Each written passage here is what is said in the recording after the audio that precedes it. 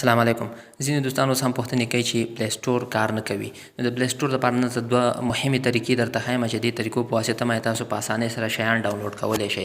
اوله طریقه خو دا ده چې تاسو باید دغه د روشن فري انټرنیټ په اړه چې کوم د انډروید وي پی ان دی دا که تاسو سره نه وي نو اول باید تاسو دا ډاونلوډ کړئ. نو دې سره خو دا چې فري انټرنیټ د روشن تاسو کولی شئ.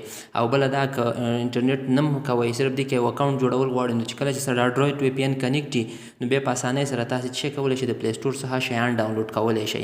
ګوره زه یو څه د پلی سټور څخه اوس ډاونلوډ کوم په همدغه وي پی ان چې کنیکټ دی دې په واسطه. ګوره دلته کوم اپلیکیشن چې هر یو وي مثال د جي ریوارډ دغه اپلیکیشن اوس زه انسټالوم.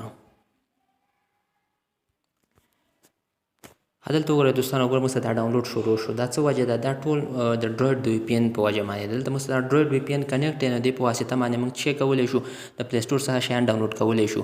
که ځینې وروڼه وایي چې موږ د انډروید وي پی ان زه بېرته کینسل کوم.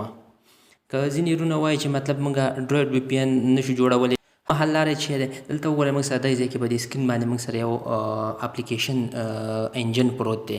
دا ګورئ دا اپ ټو ډاون اپ سټور نو دا د پلی سټور څخه هم ښه کار کوي. ګوره دا اوس تاسې اوپن کوئ دې څخه چې هر رقم څنګه چې پلی سټور کار دا و چې مطلب تاسې به یو اپلیکیشن ډاونلوډ کولو.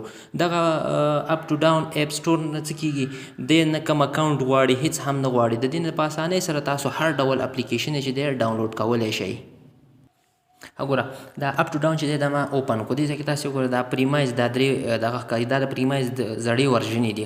هر یو ورژن تاسو ډاونلوډ کولی شئ که زوړ ورژن کې نه وي حالانکې دا سیسټم هم پلی سټور کې نشته.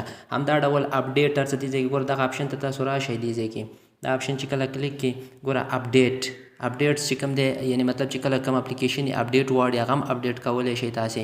دې ځای کې تاسې وګورئ دا ګوره اپډیټ دا شیان ټول اپډیټ غواړي صرف دغه غشي باندې کلیک کوئ اپډیټ هم دې کې کېږي په اسانۍ سره. همدا ډول چې دی ګوره دې کې هر یو شی انسټالول ډاونلوډ کول په اسانۍ سره تاسې ډاونلوډ کولی شئ بدون د کومې ستونزې نه. نو ځینې کسان که مطلب پلی سټور څخه مشکل لري پلی سټور کې اوس کار نه کوي تر څو چې پلی سټور جوړېږي یا خو انډروید وي پی ان ډاونلوډ کړئ. هغه انډروید وي پی ان طریقه درته ما وښوده چې یو اکاونټ جوړېږي او که بیا نه وي بس دغه اپلیکیشن زه د واټساپ په ګروپ کې زه ورکوم دغه اپلیکیشن د هغې ځای نه په اسانۍ ډاونلوډ کړئ او چې هر ډول اپلیکیشن تاسې غواړئ د دې نه ډاونلوډ کولی شئ.